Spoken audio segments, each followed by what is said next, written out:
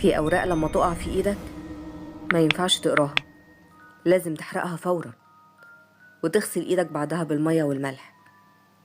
حتى لو كانت مذكرات بقالها أكتر من قرن، ما ينفعش فضولك يخليك تقراها، مش لأنها سر، لأ، لأن كل كلمة فيها عبارة عن لعنة. بس لو فتحتها خلاص بقيت جزء من الحكاية. احنا ماشيين فوق أرض مرعبة مليانة قبور، بس الكارثة ان مش كل اللي تحت التراب ميت. الوقت احنا سنة 2025، كنا بنصور عن الأماكن المنسية في الصعيد والمقابر القديمة. وصلنا لمكان اسمه تل الرملة في قرية محدش عارف عنها حاجة ومش موجودة على الخريطة، اسمها الزمرانية. هناك لقينا حاجة كنا فاكرينها ورق قديم، لكن أول ما فتحناها الجو اتغير والطيور سكتت والكاميرات اشتغلت لوحدها. ما كانش ورق عادي، كانت مذكرات دكتور مجهول اسمه مصطفى عبد الرحيم، كتبها من أكتر من 100 سنة، وآخر صفحة فيها كانت بتاريخ النهاردة. جمل مكتوبة بخط مرعوب، أيام بتتحكي واحدة واحدة وكأنها بتحصل دلوقتي. بس السؤال، هو الدكتور هرب فعلا ولا مات؟ ولا لسه في حاجة باقية منه لحد دلوقتي بتكتب في المذكرات دي؟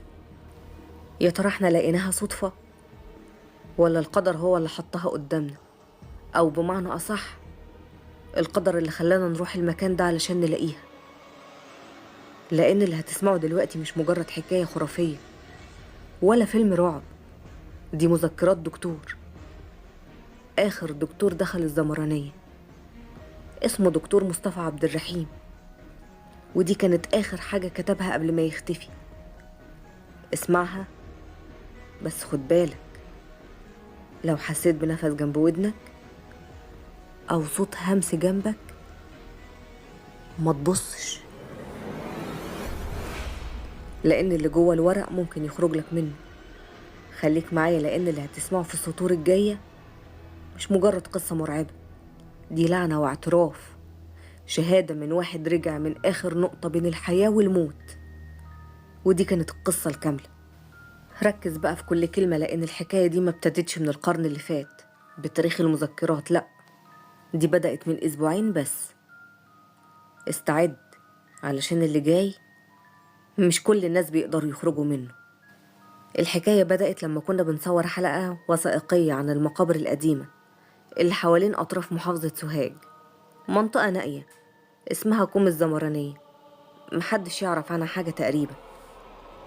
كنا فريق صغير ومعانا مرشد كده من أهل القرية، راجل عجوز اسمه عم جبريال.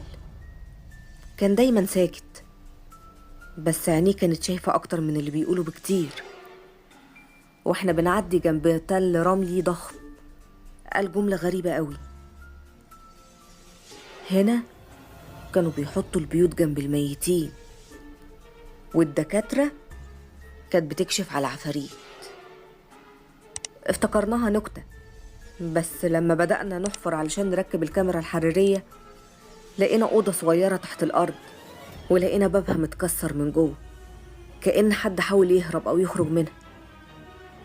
دخلنا، الحيطة كلها كانت سودة، فيها علامات محروقة، وفي ركن مرمي على الأرض كان فيه كيس من قماش. القماش كان متعفن وملفوف بخيط من الكتان القديم، ومكتوب عليه بخط باهت: مذكرات الدكتور مصطفى عبد الرحيم، الحقيقة الكاملة وكشف سر القرية الملعونة. خدنا الكيس وفتحناه ولقينا كراسة جلدية أوراقها صفرة وريحتها ريحة موت قديم، موت لسه مش سايب المكان. فتحنا أول صفحة وكان مكتوب فيها الاسم: دكتور مصطفى عبد الرحيم، الطبيب اللي اكتشف أسرار الزمرانية، اللي عارف اللعنة. التاريخ الجمعة 13 سبتمبر عام 1907، الساعة 7:30 مساء، محافظة سوهاج الصعيد. مكان التكليف قرية الزمرانية، وحدة صحية نائية. وصلت متأخر بعد غروب الشمس بدقايق، والجو كان غريب، ريحة تراب محروق، وفيه هدوء ما كنتش متعود عليه، سكون غريب. قابلني راجل اسمه الحاج رزق، عيونه كلها غصة، وقال لي اللي يدخل الوحدة بيخرج منها ناقص، ده لو خرج أصلا. ضحكت، بس ما كانتش في حاجة بتضحك. أول ما دخلت الوحدة الصحية كانت كأنها متحف مهجور. التراب كان مغطي الحيطان والسرير. السرير نفسه كان قديم قوي، زي ما يكون بيصرخ لو حد قرب منه. كان في ريحة عفن قديم، كأن في جثث مدفونة جوه الجدران. لأول مرة في حياتي حسيت إني مش لوحدي.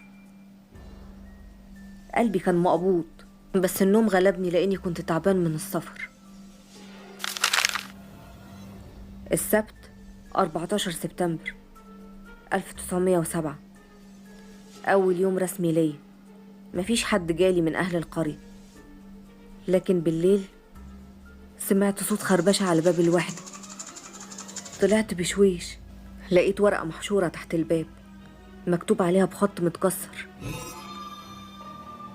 اللي مات مات، ما بيرجعوش طبيب. قريت الجملة أكتر من مرة، لكن بعد أقل من ساعة لقيت حد بيخبط على الباب. فتحت لقيتها ست عجوزة باين عليها إن هي مرعوبة، ماسكة في إيديها ولد صغير. الولد كان بيترعش جامد ووشه أصفر وعيونه كانت سودة بالكامل. دخلت أكشف عليه، نطق الولد بصوت مش صوت طفل خالص: المقبرة مش بتنسى، وانت كمان اوعى تنسى. بعدها بدأ جسمه يتشنج وبقه ينزف دم. حاولت أسعفه لكن كان في حالة صعبة.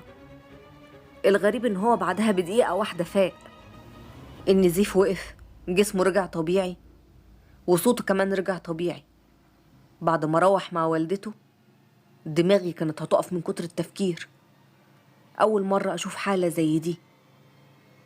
فضلت أفكر كتير. أول مرة يجيلي أرق، معرفتش أنام في اليوم ده إلا بعد الفجر. الأحد 15 سبتمبر 1907، خرجت أتمشى في القرية شوية عشان على الأقل أشوف المكان اللي أنا قاعد فيه. سمعت من أهل البلد عن حاجة اسمها تل الجمرة. رحت سألت الحاج رزق، قال لي المكان ده كان بيقولوا إن هو فوق مقبرة فرعونية، واللي حفروا هناك اتلعنوا. وكانت صدفة بالنسبة لي لما عرفت إن الوحدة الصحية اللي أنا فيها مبنية فوق المقبرة الفرعونية دي. الحفر وقف من زمان، بس اللعنة بدأت من ساعتها، ومن ساعتها البلد كلها اتلعنت، واللي بيموت بيرجع تاني، بس مش بني آدم. رحت الوحدة وأنا مش مقتنع بكلام عم رزق، بس كان قلبي مقبوض. وفي نص الليل سمعت صريخ جاي من أوضة الكشف، مع إني كنت لوحدي في الوحدة. دخلت وأنا مرعوب، لقيت السرير بيتهز لوحده، وعلى الحيطة مكتوب عليها جملة باللون الأحمر زي الدم: ارجع قبل ما تكون انت آخرهم. اترعبت، مع إن ما كانش طبيعي إني بخاف بسهولة. نفس الأرق ونفس الرعب اللي اتدب جوه قلبي. في حاجة غلط هنا، أنا لازم أمشي من المكان ده. فضلت صاحي لحد الفجر ودماغي هتنفجر من الصداع. الاثنين 16 سبتمبر 1907، ابن شيخ البلد مات. الجنازة كانت غريبة، الناس ماشية ساكتة كأنهم رايحين يحبسوا شيطان، مش رايحين يدفنوا واحد. لكن واحنا بننزله القبر سمعنا صوته. حد فضل يصرخ: أنا لسه حي، ما تدفنونيش، أنا لسه حي. التابوت اتحرك لوحده، بس لما فتحناه كان فاضي. الأغرب بقى إن احنا شفناه واقف بين الشجر بيضحك. جريت على الوحدة وقلبي هينط من صدري من كتر الرعب. مش فاهم حاجة، أنا لازم أمشي من هنا، القرار كل يوم بيتأكد جوه قلبي. أنا مش هينفع أكمل في المكان ده. التلات 17 سبتمبر 1907. قررت أهرب، جمعت حاجتي وركبت الحنطور، لكن وأنا خارج من القرية لقيت راجل جنبي في الحنطور ظهر فجأة. كان نفس العجوز اللي شفته أول مرة. قال لي: لسه فاكر انك تقدر تمشي؟ الوحدة مستنياك. الحصان وقف فجأة وكأنه اتخشب، مش راضي يمشي، مش راضي يتحرك حتى خطوة واحدة. الراجل نفسه اختفى. بس لقيت على الكرسي جنبي على الحنطور نقش محفور بيقول: لا مفر، انت التالي. ما كانش قدامي اختيار غير ان ارجع الوحدة الصحية، لان المغرب قرب يدخل عليا. الاربع 18 سبتمبر 1907. لقيت نفسي راجع، معرفش ازاي، بس رجلي رجعتني للوحدة الصحية تاني. الليلة اللي فاتت عدت بهدوء، أول ليلة تعدي بهدوء من ساعة ما جيت هنا. لكن النهاردة في حاجة غريبة، في حاجة جوه الوحدة الصحية متغيرة. المكان بارد زيادة عن اللزوم، الحيطان نفسها بقت غامقة أكتر. ببص لقيت على مكتبي ورقة مكتوب عليها: انت جيت في المكان الغلط. في اللحظة دي ابتديت اكتب المذكرات دي. افتكرت كل لحظة من ساعة دخولي للقرية، كتبت كل حاجة بالتاريخ علشان تبقى موثقة. الساعة 3 الفجر الوقتي وبرضه مش عارف انام. ايه ده؟ انا سامع خطوات جوه الوحدة، انا لوحدي هنا. الصوت بيقرب اكتر، انا مش عارف اتصرف ازاي. في حد بيخبط على الباب. قمت افتح، ما لقيتش اي حد. فجأة حسيت زي ما يكون في زلزال قوي بيرج الوحدة كلها، وفي حرارة شديدة جوه أوضة الكشف. بصيت لقيت كأنها بتولع، في نار فيها في كل مكان. حاولت أهرب من الوحدة بأي شكل، الباب مقفول ما بيفتحش. حاولت أصرخ، مفيش حد بيرد عليا، مفيش حد سامعني. زي ما يكون الوحدة الصحية بتتبلع جوه الأرض، في حاجة مش طبيعية. حاولت أكسر الباب، أنادي، مفيش حد سامعني، كلهم زي ما يكونوا أموات. فجأة سمعت صوت زي همس بيقول: لازم تدفن وسرك يدفن معاك. محدش بيجي هنا ويخرج، ومحدش بيكشف السر ويخرج. الباب مش راضي يفتح. أنا بدأت أفقد الأمل، بدأت أيأس إني أخرج من هنا. يا ترى المذكرات دي هقراها في يوم من الأيام لأحفادي وأحكي لهم اللي حصل معايا، ولا حد غيري هيقراها؟ يا ترى هعرف أخرج من القرية دي ولا لأ؟ دي كانت آخر جملة مكتوبة في المذكرات.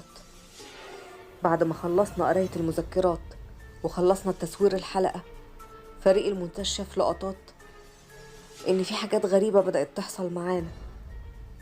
الكاميرات اللي كانت بتصور في تل الرملة سجلت لقطات لظل غريب بيمشي عكس اتجاهنا.